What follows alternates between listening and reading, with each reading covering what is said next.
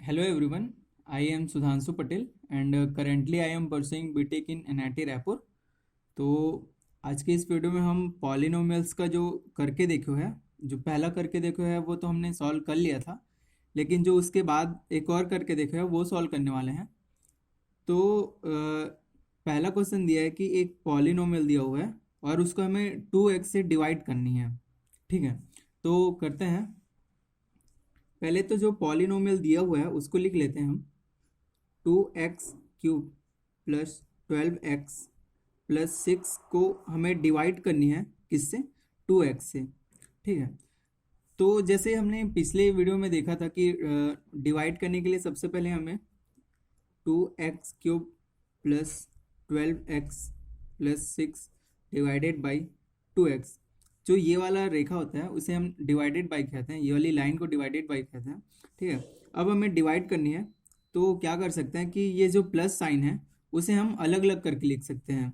तो देखते हैं, 2x³ डिवाइडेड बाई, ये जो 2x है उसको हमें सभी से अलग अलग डिवाइडेड में लिख सकते हैं, डिवाइडेड बाई 2x और ये वाला प्लस चिन्ह plus 12x divided by 2x plus 6 divided by 2x। ठीक है, ये आया समझ में। अब ये जो होता है 2x³ है, तो जो क्यूब है वो एक्सपोनेंट होता है। ठीक है, तो x³ को हम कैसे लिख सकते हैं? 2 multiply x multiply x multiply x। ठीक है, क्योंकि ये 3x है उसको हम 3 बार मल्टीप्लाई करके लिख सकते हैं। वैसे ही same 2 multiply by x plus 12 multiply by x और ये 2 मल्टीप्लाई बाई x। ठीक है, और ये आ जाएगा 6 divided by 2 multiply by x। ठीक है, इसको हम थोड़ा सॉल्व करते हैं तो ये आ जाएगा, ये x कैंसिल आउट हो जाएगा, ये x कैंसिल आउट हो जाएगा और ये 2 कैंसिल आउट हो जाएगा, तो बचेगा क्या? यहाँ बचेगा x², ये x x²। ठीक है, ये प्लस साइन प्लस, ये x कटेगा, ये x कटेगा, 2 1 2 6 12। ठीक है, तो यहाँ आ जाएगा 6। ठीक है, और यहाँ पर क्या बच जाएगा? x तो है नहीं ऊपर में तो x कटेगा नहीं, तो ये आ जाएगा 2 1 2 3 6, 3/x। ठीक है, तो ये था आंसर। जब 2x³ प्लस 12x प्लस 6 को हम 2x से डिवाइड करेंगे। ठीक है, तो अब अगला क्वेश्चन देख लेते हैं। अगला क्वेश्चन में दिया गया है कि एक बस है, ठीक है, जो 5 घंटे में कितना x किलोमीटर दूरी तय कर रही है। ठीक है, तो हमें बस की चाल याद करनी है, बस की जो स्पीड है वो क्या होगा उसको हमें फाइंड करना है। ठीक है, तो हमने पिछले लेक्चर में भी देखा था कि जो स्पीड होता है वो क्या होता है? Distance upon time. ठीक है, तो सबसे पहले इस टाइप के क्वेश्चन को सॉल्व करने से पहले हम जितना भी गिवन दैट होता है, दिया गया होता है, उसको लिखना इंपॉर्टेंट होता है। तो लिख लेते हैं, दिया है क्या क्या गिवन है हमें। जो बस की हमें स्पीड तो फाइंड करनी है, लेकिन उसके लिए हमें समय दिया गया है कि जो किलोमीटर दूरी है उसको जो बस है वो 5 घंटे में तय करती है। ठीक है, तो दिया है बस द्वारा चली गई दूरी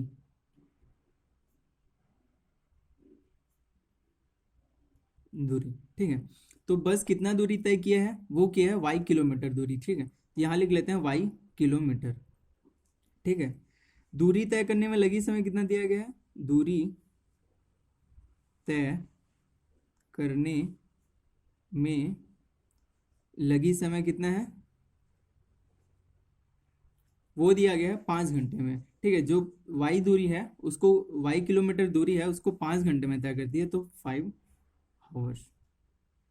ठीक है, अब जानते हैं कि जो स्पीड है वो क्या होता है? डिस्टेंस अपॉन टाइम होता है। ठीक है, तो यहाँ एक लाइन लिख सकते हैं, हम जानते हैं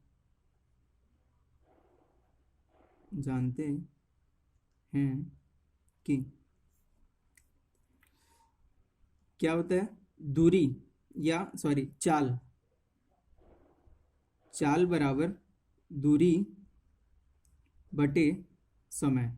ठीक है, अब हमें क्या निकालना है? हमें तो चाल ही निकालना है ना, बस की चाल ही याद करनी है हमें। तो क्या हो जाएगा?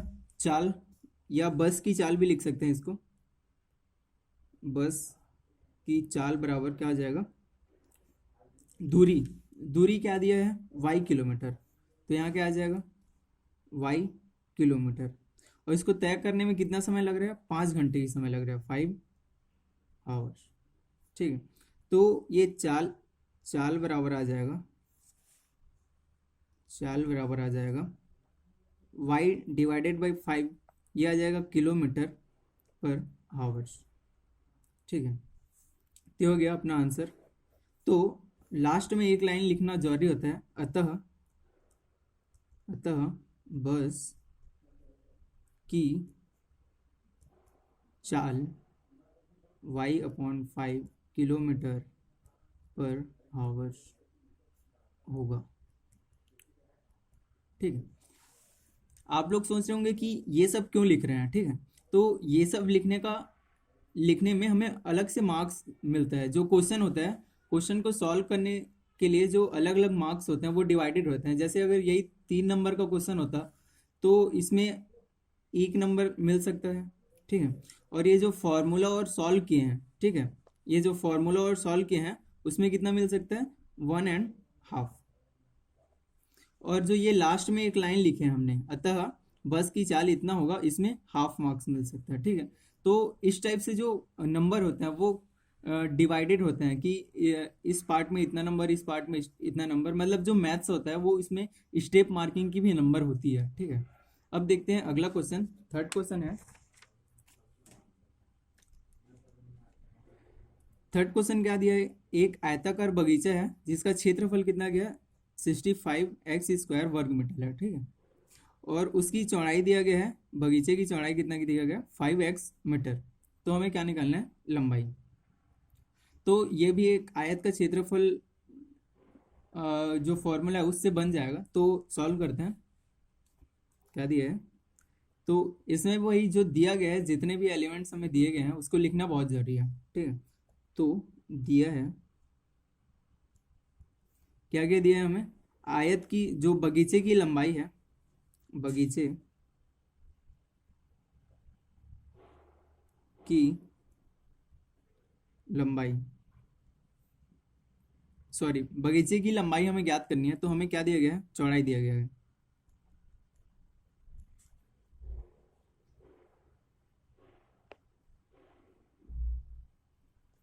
ये कितना है, 5x मीटर। ठीक है, और हमें क्या दिया गया है, क्षेत्रफल दिया गया है। तो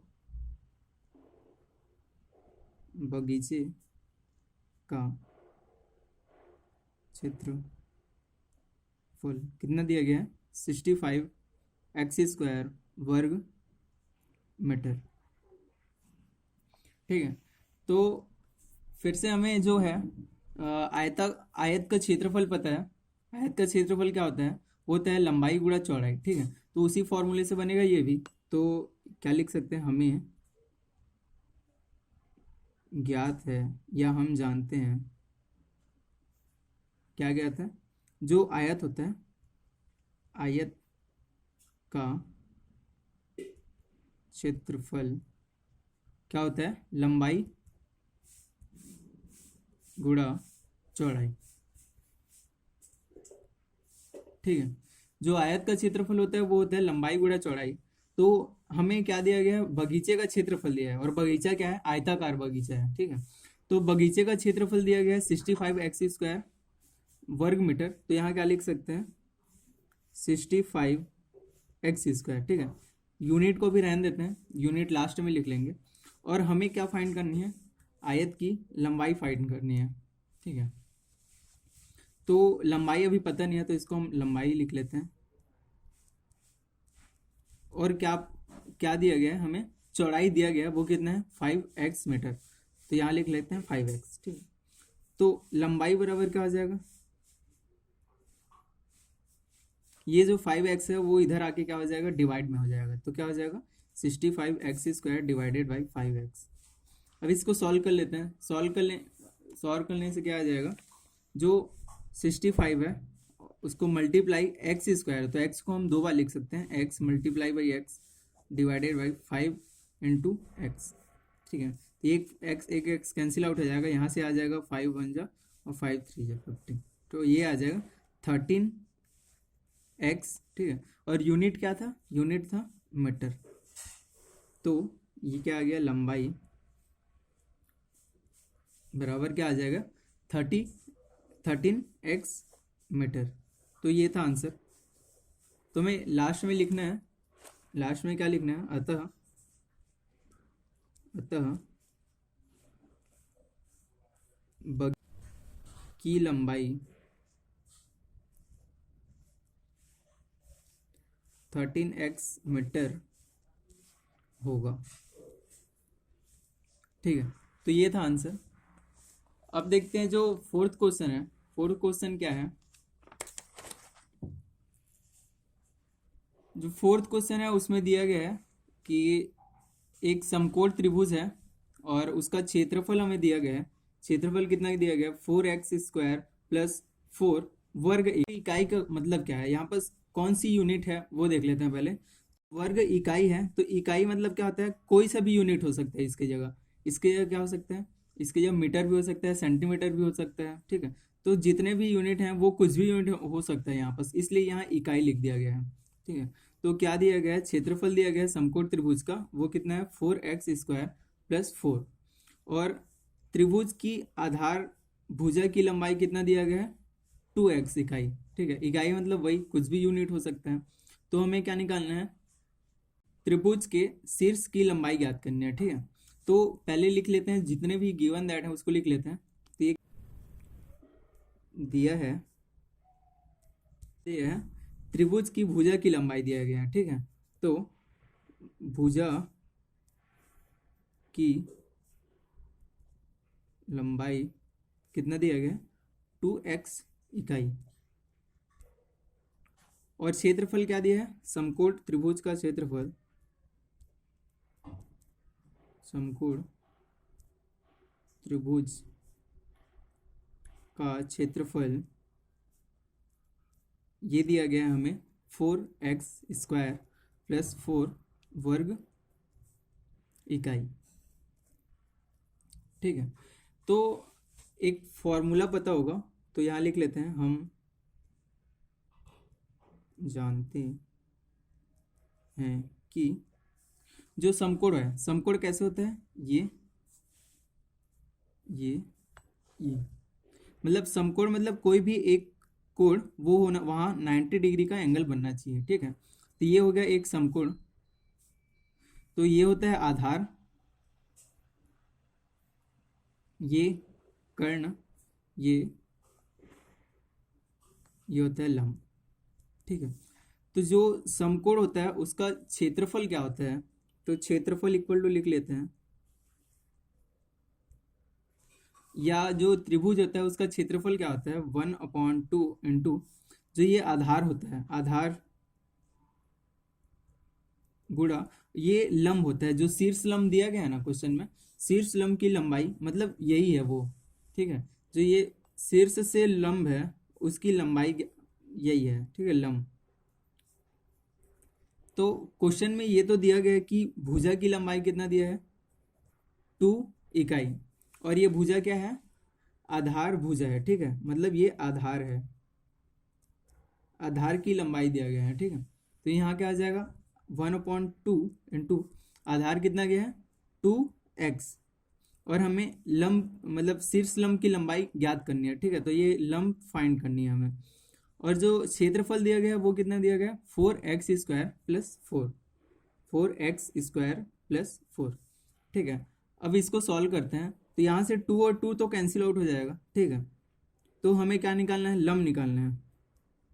लंब इक्वल टू क्या आ जाएगा, ये x है, जो x बचा है वो डिवाइडेड में आ जाएगा, मतलब 4x² plus 4 divided by x, ये आया।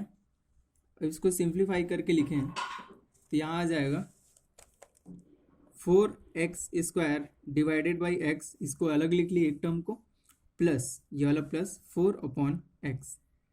तो यहाँ क्या आ जाएगा, एक x कैंसिल आउट हो जाएगा, तो बचेगा 4x प्लस 4/x, ठीक है। क्योंकि ये लंब है ना, लंब की लंबाई है, इसलिए यहाँ आ जाएगा इकाई, जो यूनिट होगा वो आ जाएगा, ठीक है। तो हमें निकालना था हमें निकालना था त्रिभुज के शीर्ष की लंबाई निकालनी थी, ठीक है। तो वो क्या हो जाएगा, अतः अतः त्रिभुज के शीर्ष लंब की लंबाई कितना होगा, वो होगा 4x प्लस 4/x इकाई होगा, ठीक है। तो ये था जो करके देखो है, जिसमें 4 क्वेश्चन दिए हुए थे उसका सॉल्यूशन। तो आई होप वीडियो अच्छा लगा होगा। अगर वीडियो अच्छा लगा होगा तो लाइक शेयर एंड सब्सक्राइब ज़रूर करें। Thank you everyone.